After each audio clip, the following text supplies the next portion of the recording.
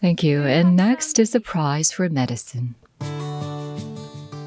저는 I've always been a big fan of math. I really did like math, but in the back of my mind, I kept asking myself, if I solve these fun math problems, how will it benefit society?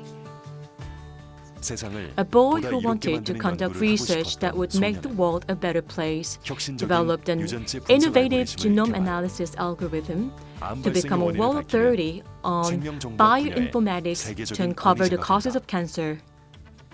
Genomic analysis is crucial to understanding how cancer develops and guiding optimal treatment, but it's limited in its ability to have the analysis be done quickly and accurately. Accordingly, Dr. Peter Park took a creative approach based on applied mathematics. Using next-generation genomic information analysis, he discovered what amplifies cancer genes and uncovered a new mechanism of cancer development. When you have two chromosomes, you can find a phenomenon where two parts are cut off and those two chromosomes are switched. When we look at the whole genome, there's not just one of these mutations, but a very complex pattern. We've been able to pinpoint that, and that's how we've been able to find out what genes are going wrong and how cancer occurs. Thanks to his efforts, genome analysis, which used to cost billions of dollars and take years, now can be analyzed in just 2 days for even the most complex cancer genomic mutation patterns. This allows us to quickly and accurately determine the cause of cancer. His research is having a major impact not only on cancer diagnosis but also on the development of treatments. Treat someone, you have to say this drug is the right drug for that patient. Peter's doubled the size of the number of people who they think now can be treated with these drugs. The next generation genomic information analysis method by Dr. Peter Park is expected to not only provide accurate cancer diagnosis and treatment strategies, but also to advance the era of personalized cancer treatment in the future.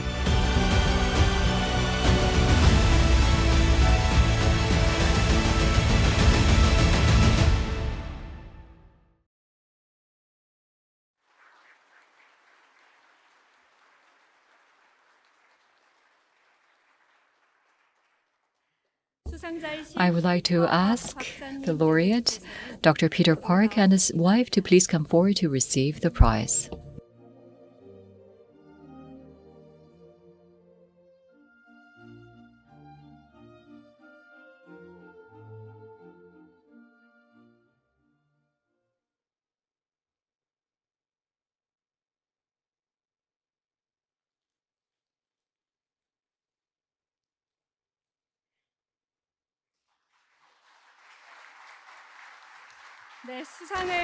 Congratulations. Once again, a big round of applause. And I would now like to invite Dr. Peter Park for his acceptance speech. I immigrated to the United States when I was 12 years old, so I'm more comfortable in speaking English, but I'd like to share my thoughts in Korean today. After hearing that I won the Hoan Prize, my middle school-aged daughter Googled what the Hoan Prize is, and suddenly she started to be really nice to me. I am honored and grateful to receive such a great prestigious prize. I'm sure different research fields work in different ways, but my field is more of a team sport like soccer than an individual sport like the 100-meter dash. And in that sense, what I do can be compared to a soccer coach or a soccer manager. It doesn't matter how good your strategy is. If you can't get a good striker to come out and score goals, it's very difficult to win a game unless you have a team of people who all play their part. I am grateful to the many graduate students, postdocs, and colleagues, professors who have kicked the ball around the soccer field with me day and night over the past 2 decades. As Professor James Watson, who discovered the structure of DNA, once said, never be the brightest person in the room. Then you can't learn anything. I always tried to work with people who were better than me, and that's how I was able to write good papers and dissertations. Now, my students are moving and leading the field around the world, and in just Harvard alone, 4 of my students are now professors. I do feel very blessed to be working with such talented individuals. And I would also like to extend my gratitude to my parents. My father has spent his entire life doing social and community work for others. He was nominated in the past for the Hoan Prize in Community Service a long time ago, but now I became the one to receive this prize. I grew up watching my father always working very hard and diligently, and I learned that there is no such thing as a noble or better job, and that there's at least one thing to learn from everyone in this world, regardless of their origin and background. My mother was married to a poor pastor, and she did have a host of challenges. And she decided to immigrate to the United States because of that and returned to Korea only when I finished my studies. And my mother never said, you should study hard to go to a good university. But what she would say is, just stop studying and go to bed and grow up. Go to college and to the college you want and study what you want. And I myself, raising children right now, I believe that the hardest thing to do is to really believe in them, just as my mom did, and to have belief in me. There are many people who are smarter than me and work harder than me, but I think the reason why I was able to focus on my research was because of my parents who were dedicated to community service, and my father and mother-in-law who did a lot of good work for society and who always supported me. My wife, a pianist, stopped playing to start a family and raise our children, and now teaches at school. It's probably very hard to believe that a husband who can barely remember where he put his things around the house is pretty good at research, but I am very grateful to her for putting up with the long, cold Boston winters because of me.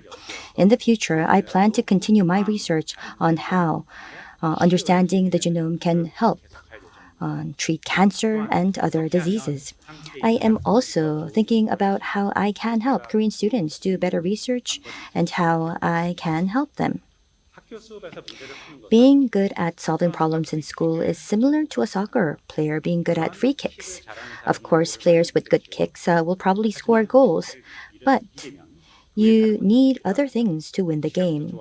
You need to be physically fit, and you need to have the mental toughness to keep going even when you think you're going to lose.